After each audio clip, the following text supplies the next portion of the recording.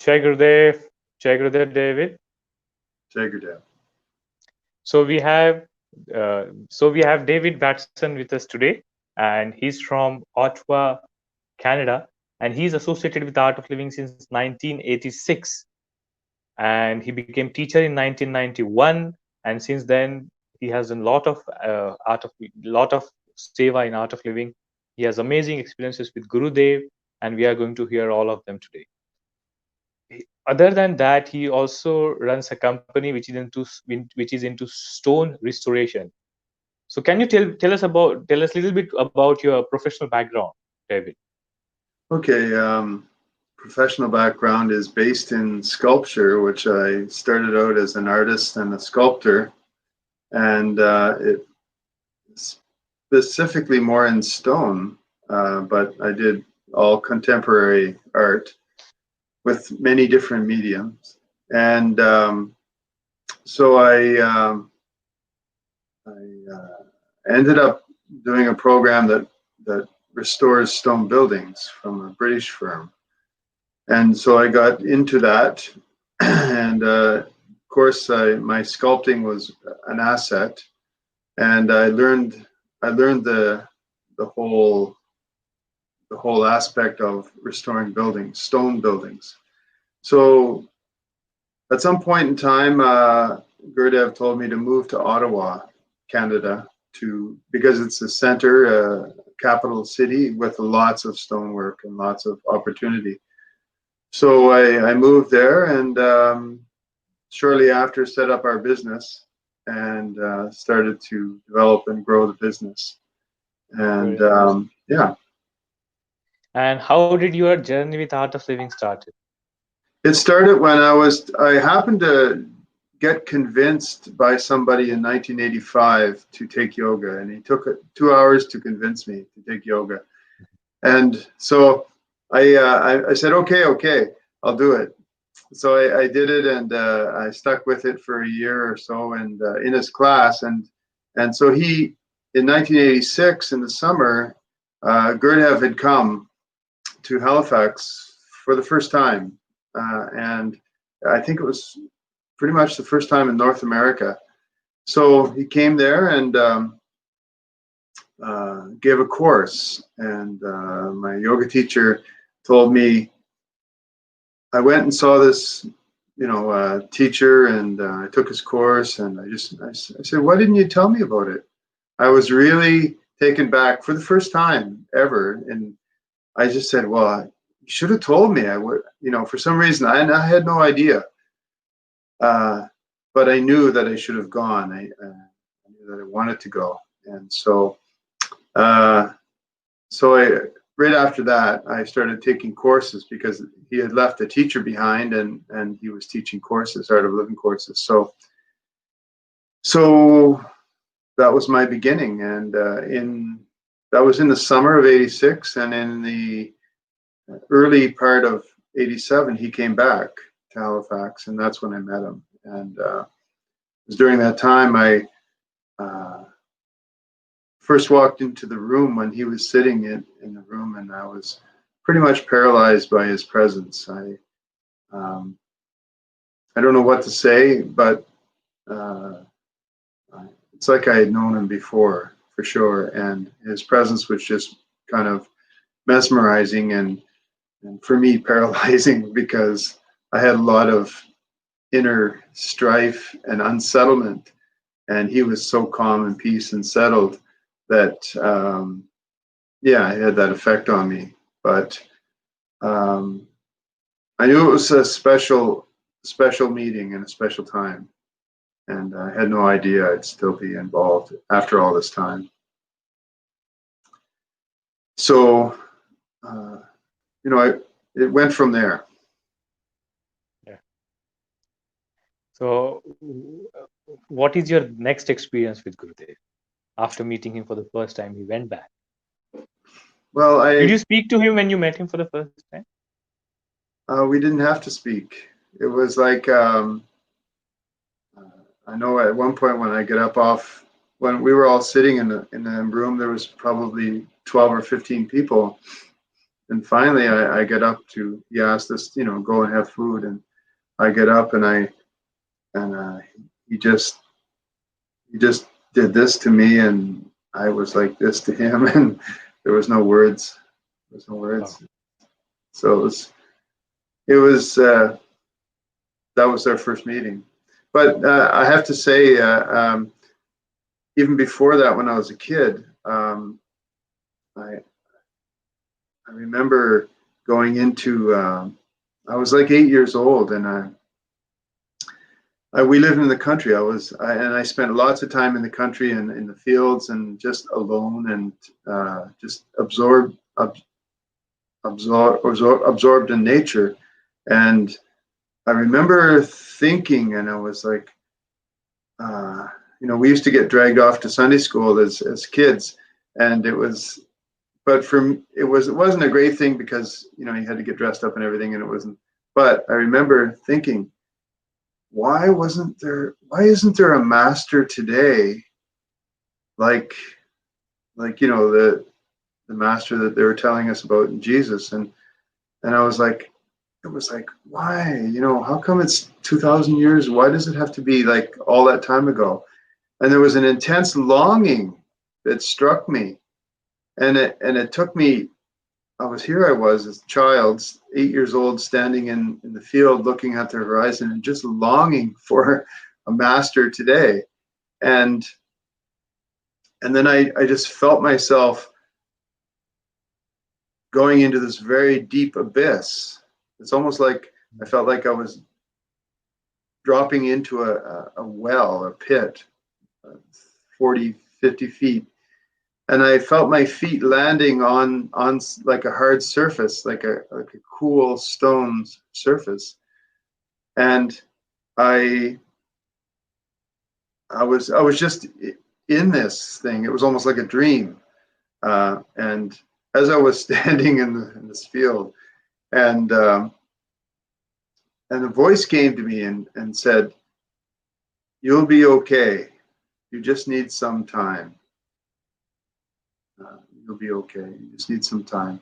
It was very clear, very, very clear. And So then after meeting Gurudev, that anxiety dropped off.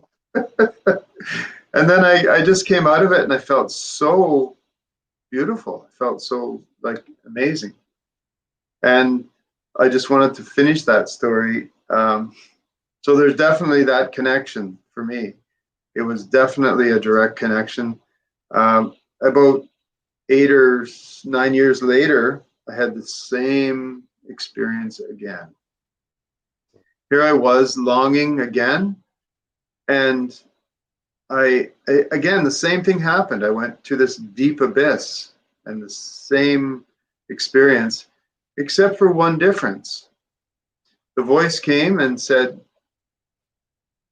"You'll be okay. You're fine. You still need more time."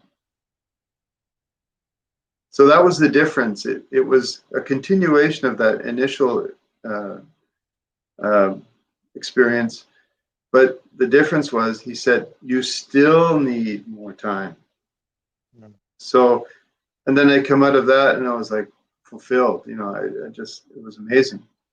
So fast forward to meeting him, all of these things were kind of, and I had been looking for a master. I didn't even know it, but I had been looking for a master. And of course, in the West, there were no real masters, but I had always been searching, and hadn't really cognized it in that way, or hadn't really planned it out or anything. But finally, I got to meet him. And so many stories, really, that after meeting him, lots of interesting things that you spend time with him, and all these things happen, and just small things that happen that you realize, how did he know that? How did he, how was he able to know that when he wasn't there? Things things like that. And then I remember my first trip to India in '91, and so we went to he was staying at Gamandir, based at Gamandir in Bangalore, and he said, "Come on, David, we'll go for a ride. We'll go for a drive." And so we're sitting in this little car. There was a driver, and then Kishore was in the back seat. Gurji was in the passenger side, and I was sitting directly behind him. And he said, "We're going to see the ashram. Come." So we're on our way. The roads back then were much different than they are now, and we're driving, and there's conversation going on, but I'm sitting there. I'm just observing conversation and listening, and it's one of my first experiences in India, so I'm looking at everything. It's all new to me, and I noticed in the one side of the road there was a goat in the distance. Goat was walking in the distance, but it was kind of walking on a diagonal towards the road. And I know in the West, animals on the road, it's a big deal, but in the East, it's not a big deal. I didn't know that. So, there was conversation going on, Guruji, but mostly it was the driver and Kishore. And so as we kept going in the car, the goat kept kind of walking. I saw it ahead, and it was still walking towards the road, and I thought, oh well, it's just going to stop. But as we barreled ahead, it seemed like nobody realized that this goat was coming, and it was not a big deal for them. So they kept barreling down the road, and then the goat popped up on the road and kept walking towards the car. And as we were getting closer and closer, I thought, oh well, the goat's going to stop, and the goat's going to, something's going to happen, or they're going to slow and go around it, or something like that. And the driver and Kishore, they were still talking. They didn't even notice the goat. And so it got really close, and all of a sudden, I shouted out, "Watch out for the goat!" And literally, the goat was coming in directly the front end of the car. It was going to hit the goat, and I'm like, I was bracing for that impact, and there was nothing. And I turned around the other side of me, the back corner. Here was the goat was just walking, casually walking, as if nothing had happened. There's no reason why the car didn't hit the goat. It's almost like the goat went right through the car and then walked out the other side. And I'm like, what just happened? And Guruji turned around and looked at me, and he had this great big smile on his face, and his eyes were the size of saucers, and he was just intense, and he just looked right at me, and just with this huge smile. He didn't say anything, but he was just, and I was sitting there stunned going, what? And then we just kept on going. But there's no reason why the goat couldn't have, it's like either the car went through the goat or the goat went through the car. I don't know what happened, but that was one of my first experiences in India. So then we went off to the ashram, and he was showing me all these things, and there was really nothing there at the ashram. And he was saying, oh, we're going to have a statue here. And there was nothing there. We're going to have this there, going for a hike around the land. And but that was my first experience, first story at the ashram. I know that one time I was sorry? You must have felt that what he's speaking, there is nothing, only raw stones everywhere. Oh yeah. nothing. There was nothing there. Stones and barren ground. Yeah. So another story about that visit. I remember there were several people there from the West. Not so many from India, but I think there were like a dozen people, 15 people from the West. And I remember this one woman who was always having a bit of a hard time because Guruji would kind of ignore her a lot, but intentionally, like he does when he needs to do that. So I remember one time she was sitting out front on the step, Gamandir, and she was distraught. So I went over and I said, "Well, what's happening?" I sat down beside her and because I knew her, and I said, "What's happening? What's going on?" And she said, "Oh, Gurudev is he ignores me. He does this. She said, he always tells you, oh, come and look at this, and David do that, and this and that." And I said, "Well, I'm just new here, so it's probably why." But she said, "He always ignores me." And she was frustrated and she was upset. And I said, no, it's okay. I said, feel blessed. I said, if he's working on you, I said, if he ignored me, then I would feel blessed, and so just see it in that way. And we were talking a little bit more, and then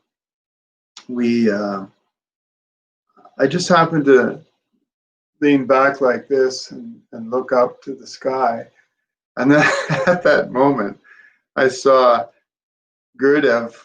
He had been leaning over the balcony up right above us, and I just saw him pull back. He was listening to it all the time. So that's why I call it Consoling Eve. I remember one time I was in Canada and I was driving to work. I was in the traffic. And I remember thinking about, of course, it's top of mind, knowledge and memories and stories and all these things, and knowledge. I remember driving to work and I was stopped in traffic, and I just happened to say, yeah, and everything is one. And I stopped myself in that moment and I said, what? No, I can't accept that. Everything isn't one. I said, everything, everywhere I look, everything is two. It's always two. It's like me and the environment, or me and this, and my thoughts and that. It's always two. It's not one. It's not one. And just at that point, I had that sensation, that overwhelming sensation, everything was one. And it was like a few moments of that overpowering sensation that all of a sudden you're enveloped by the oneness, and you weren't separate from that oneness. So yeah, that's stuck with me, and so I had that experience. And then what else? Do you have any memory of traveling with Gurudev, or when Gurudev came there and you both went for a travel somewhere, or Yeah, nice. he came to Ottawa one time, and he had an entourage with him around 2000, I think it was, the year 2000. He brought an entourage from India. Mm-hmm. And so we were organizing talks, and he wanted to also show the people a little bit of Ottawa as well. So we decided to organize a hot air balloon ride. Oh. And so it was the biggest hot air balloon that we could get. It held 18 people. And so So we thought, yeah, let's do it. Let's just do it and see. We had never been on one either. So we organized it, and we had filled it up. I think Tanuja was there, Nitin was there, and of course many others, plus Guruji. So here we go. We go up in the balloon ride, and we were going from across the city and over the city, and quite low. It was like you could see everything, everybody's backyard, and it was quite beautiful. Gurudev was there and enjoying the ride. I can't believe we took him up in that. And so it was just like a beautiful experience. And I remember Nitin, he was saying, oh, he was just like a child. He was like, oh, can you take the balloon over there? I'd like to go over there, and can you? And so there was a pilot in the balloon, and I'm not sure how much control they had, but obviously they didn't have, it's not like a plane. And the pilot was like, who is this guy, you know? He says, no, we can't take you there. No. We're going over there. That's where we're landing. And by this time we were literally over the river, the wide Ottawa River. And he was giving Nitin a bit of like, are you crazy kind of attitude. But we were clearly on this direction to the field, and you could see their vehicles were set up there, and they were waiting for us to land.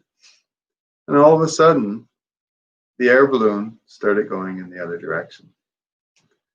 And it's not like anything changed. The wind was not strong or anything like that, but the air balloon was going in a 90-degree direction change. It was going over to where Nitin had wanted to go. And I could see the pilot was struggling. He was like, oh, what's going on here? Like, this isn't right. And I looked over at Gurudev, and he was just standing there in the corner, just kind of with a half smile on his face, just in himself. And this was all changing. This was all happening. It wasn't intervening or anything. He was just kind of standing there inwardly, like.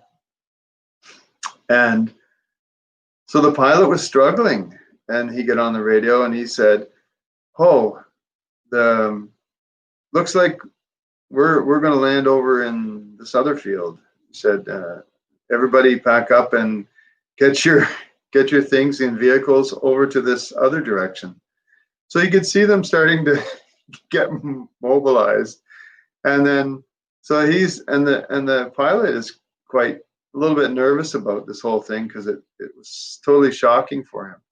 And the balloon again was going in a 90-degree angle to where he thought it was supposed to go, and he struggled a little bit, and then it stopped. And then he continued on in the original direction. And again, I was watching Gurudev. I was just intrigued by what was really going on there.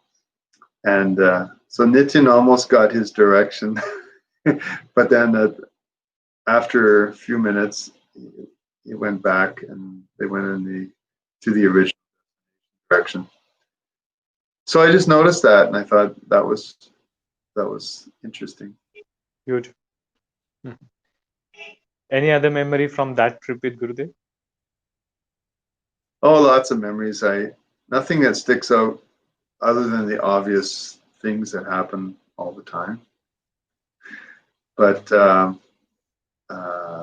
there were many trips. He came to Canada many, many, many times. And I'm sure other people will have the stories connected to that as well. Did you feel like there was a longing incident you mentioned, longing 1, longing 2? Did you, even after coming on the path, did you feel that longing again? Sometime? Yeah, I did. Any intense experience?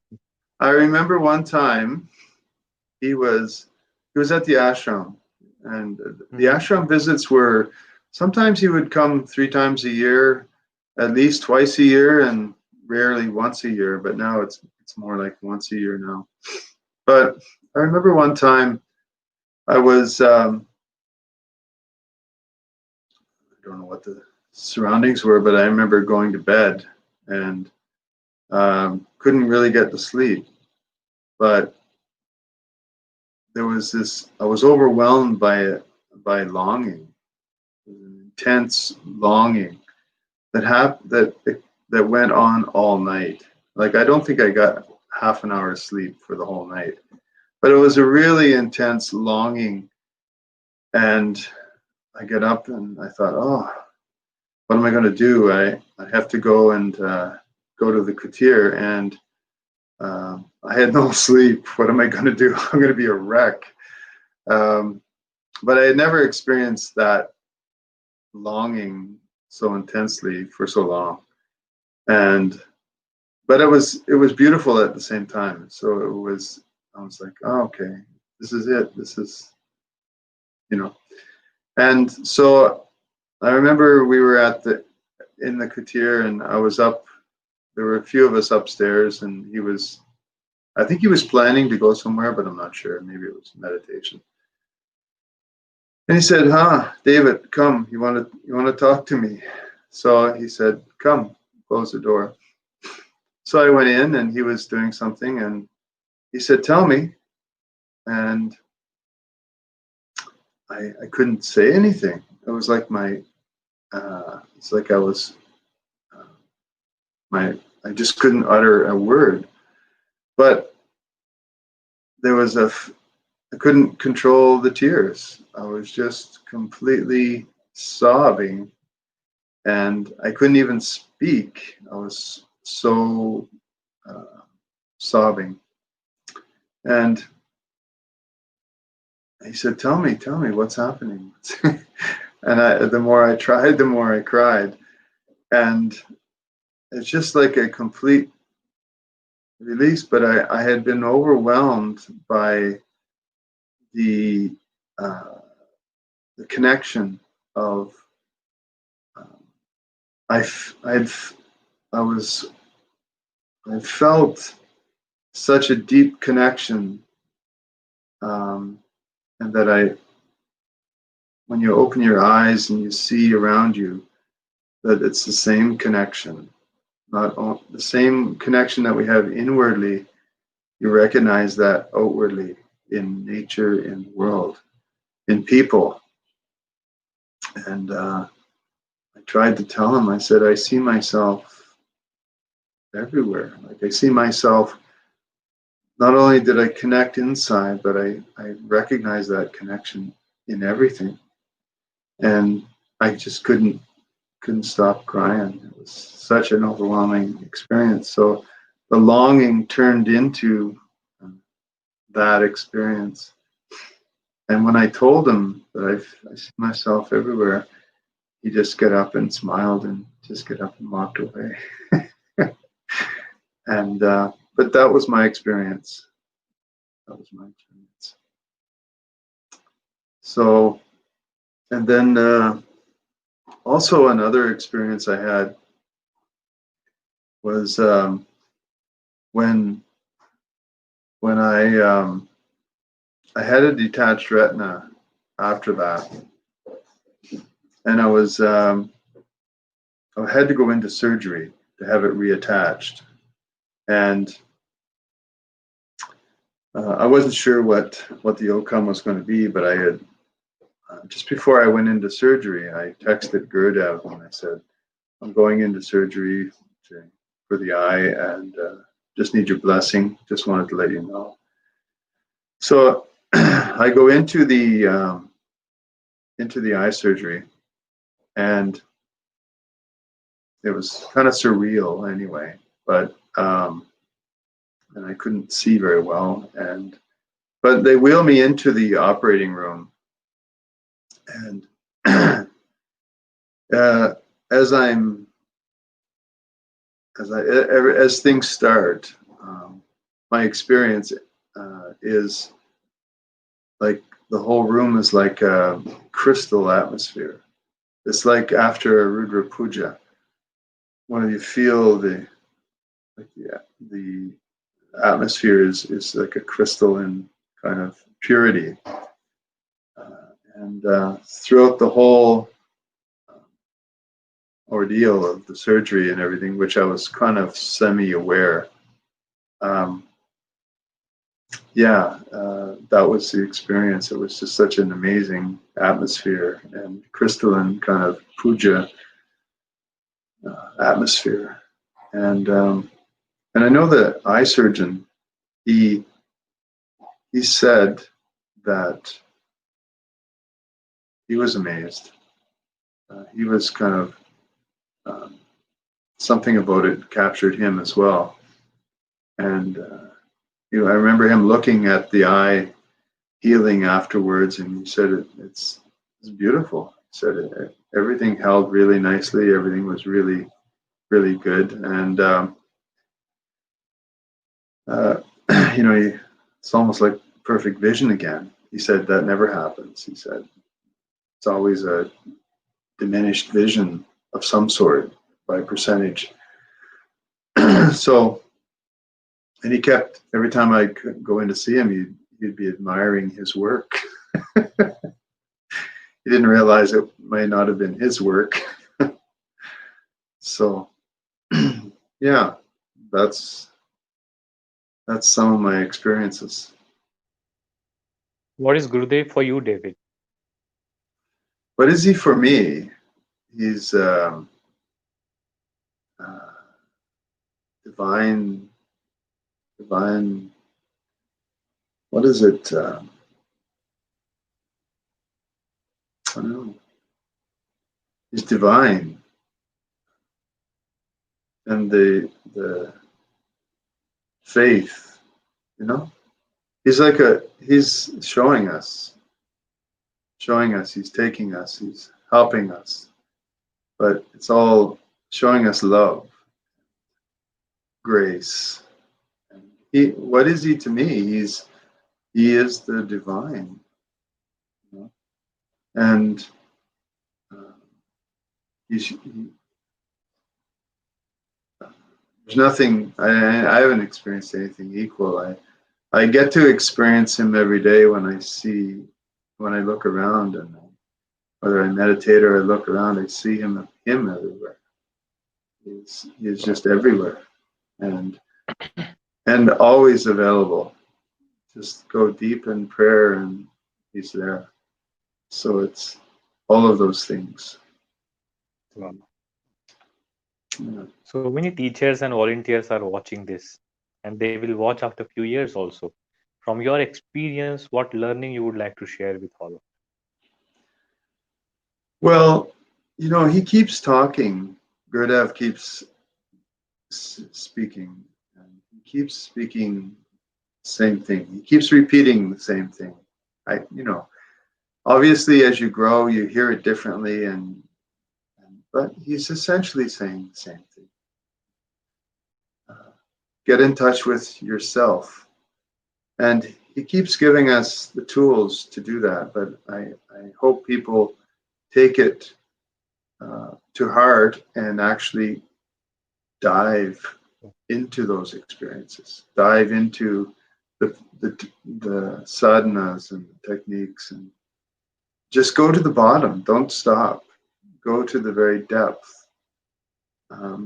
He teaches us how to handle our emotions and how to deal with things like somebody was saying about depression. Just embrace it. Take it as a challenge. Come, hug it and say, take me where you want to take me. Because where we go is much deeper than that, And we get that, once you get that experience, there's no sense of, you can never be alone. You can never be alone because you're completely connected to everything. And you definitely have to be connected to yourself. Definitely. That connection is there. All the connections are there. So go deep into those, what he says, and go to the depth of techniques as well. So If Gurudev is there in front of you right now, how would you like to express this love, gratefulness to him? nothing to say except just some connection through, not through words, not through words, through the heart, and through, you know, nothing but gratitude, total, total gratitude. Thanks a lot, David. We had wonderful time with you, and it was so touching to listen to all your Guru stories and reliving those moments with us and for us. We also felt that we are spending those beautiful moments with Gurudev. Thank you very much, Jai Thank you. Gurudev. Thank you. Very good.